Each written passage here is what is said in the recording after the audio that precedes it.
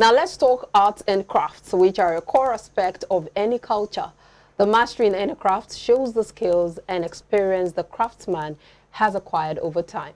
Although there might be a slight decline in traditional crafts, there are still a few resilient craftsmen operating in Nigeria. Nigerian handicrafts are not only exquisite, they also partly showcase identity. And according to report, artisans who deal in different decorative baskets, food mats, drink covers, and other items made with grass, canes, resins, etc. agree that the arts and crafts business has a lot to offer the economy. Now we'll take a closer look at the handcraft industry in Nigeria, the opportunities and the market share. And joining me to discuss this in the studio is Cassandra Mbachu, a creative fanatic and founder of Resin by Cass. A warm welcome to you on Business Breakfast, Cassandra. Thank you very much. Now, resins is this industry, you know, the resin craft and everything is a relatively new industry, especially in Nigeria. What gave you the confidence to go into this kind of industry, looking at the fact that it is very new? Funny enough, I would say passion, because I love handcrafts works. So I'm into art, I'm into crafts, whatever crafts. I think I'm used to like 2-3 crafts, handmade crafts. So I just felt that it's going to work for me. What are the other handcrafts you do? I do candle making. I have an Nigerian Economy, paper crafts. Basically, the paper crafts, I thought I was going to go into the paper crafts because, okay, I have knowledge and I have materials on ground already, but here I am. Here you are. So let's look at the resin craft because it is a very, very interesting one. I'd like you to help us better understand what resins are used for, what they are, for the benefit of those who are watching. Okay. Basically, resin art is just 2 chemicals coming together. So we have the epoxy resin and hardener. Okay. When you mix it, there's a chemical reaction between them that forms a solid plastic.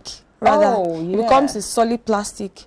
So that's the parts where they talk about resins used as plastic and all of that. But I know that resins are also used because it's the sap from a tree that can also be used as gum. So that's also another use. Looks like they have multiple usages. Resin is versatile, so you can use it for so many things.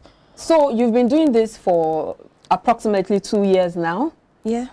So almost 2 years. What are some of the challenges you've encountered? Because in my head, I'm like, this is a new industry. You must have, you know, trying to break that ice. Yeah.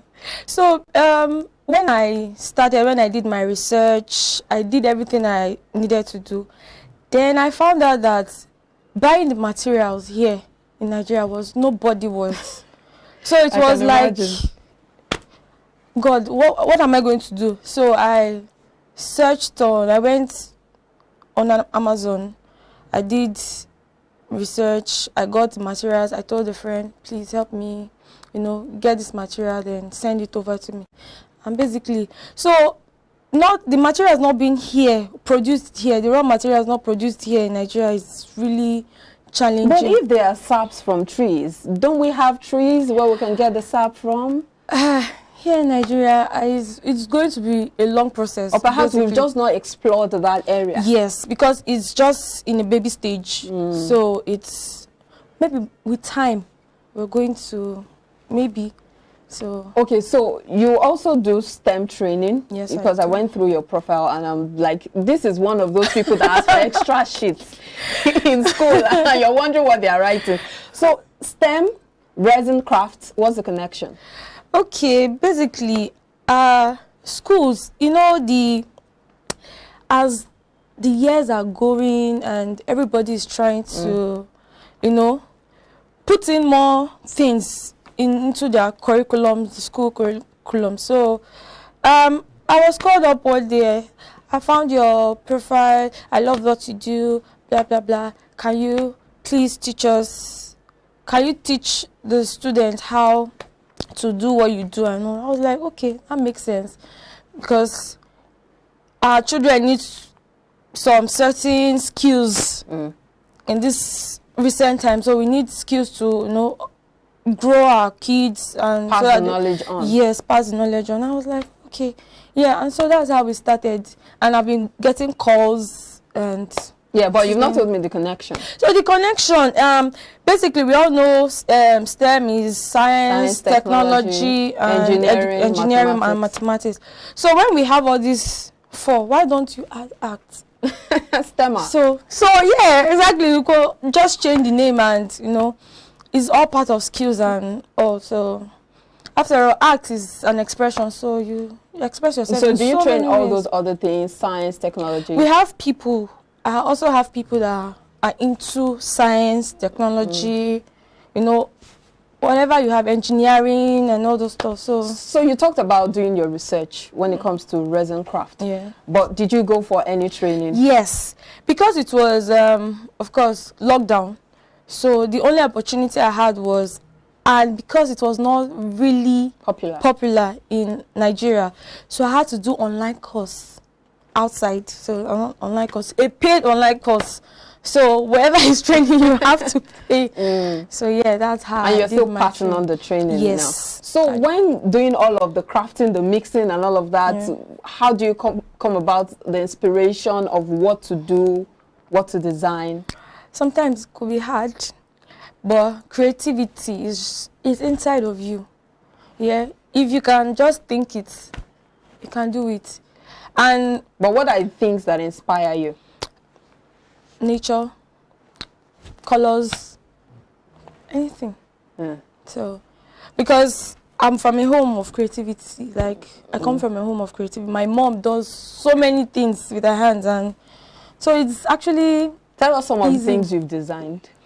Okay, I've designed trees. I actually brought something. Okay. So like for a table, this deco, trays, key holders, so to say. Because when I say kitchens, most of us don't understand what kitchens is. So key holder, let's put it the Nigerian way. Yeah. So I've done bridal, like for your bridal, sets of bridal gifts. And so many flower vases too. Yeah, so many, it's versatile. So okay, so let's talk about the market opportunities, the job opportunities in this industry. Okay, as we all know, so art and crafts is the craft alone is a very broad industry, because we have so many businesses under the craft system. But for resin, I think with time, there are actually opportunities, but with time, I think it's going to be glaring, Okay, so for me, business is all, anybody can actually, you know, what I want to know is, let's look at the value chain. Okay. So you as a craftsman, you do the crafting and all of that. What's the line? Are there people who do the marketing? Are there people who decorate? Are there people who design, who do the finishing touch and all of that? Because those are job opportunities. Those are job opportunities, yes. But because of our level of business now, so I basically do everything. But what do you foresee? Yeah, with time, why? Because we're looking to actually grow. So with time, we'll have people who draw out the designs, then people who finish up the designs, then make up the designs. We have set of people who, you know, mix up, do various things, because they are to make a product, there are different processes. So to bring opportunities, job opportunities, we can. So as the business grows, you see those opportunities opening up. And do you see in the nearest future, do you see us competing favorably with the international market? Of course, definitely. Of course, with time. Yeah. I like your optimism and enthusiasm. Yeah. Okay, so I know you have people who work with you. Yeah. What are some of the, and of course there'll be that issue of somebody not being as creative as you are, or not seeing the picture the way you see it. How do you deal with that issue? What are things you look out for? we are different, and our creativity comes in different forms. Sometimes an artist can get like a block, like you don't know what to do, you don't know. I've had this like 2 weeks straight. So what did you do? So I was just like, let me just rest, like let me just, maybe if I sleep, I'll, you know, it will come to me. But sometimes it happens, even to a writer, it happens. So it's called writer's block. yeah, writer's block. So basically what I do, I just tell you, relax. You can walk through, like from your street, just walk, and there's no, you will definitely see something. So you definitely see something, or just go through Pinterest, an app or something, you will gradually come to you.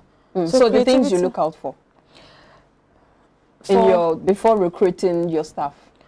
Your creativity, you are able to think, at least you're able to think something different from the usual, not just seeing something and you want to create that same thing. You can just think about what you want to do. It could be, you know, art is, there is no two, there's no one way to art. So it's different things. So just think it, and you should be able to, you know, put it in. So if you look at the Nigerian economy currently, how has it affected the craft industry in Nigeria? Okay, the Nigerian economy is crazy, yeah, because most of the materials we use are actually gotten outside the country.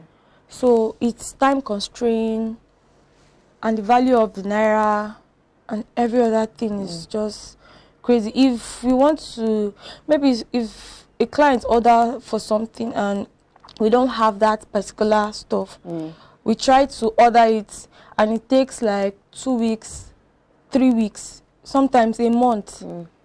So it's just, it's crazy. And the dollar to the naira rate it's skyrocketing. So the more our prices are not stable because of, so it's really saddening. So what do you think the government of the day or we as citizens can do, especially because of the fact that this industry or this craft is relatively new? What do you think can be done? Do you think perhaps our farmers should explore the trees and just, you know, find a way to, because the fact that you're still importing that product is a great challenge. Yeah, basically, I think we should just leverage on what we have, look for the trees. That if we have not cut down the whole trees. Are there specific kind of trees that have those resins? I think there are some kind of trees here.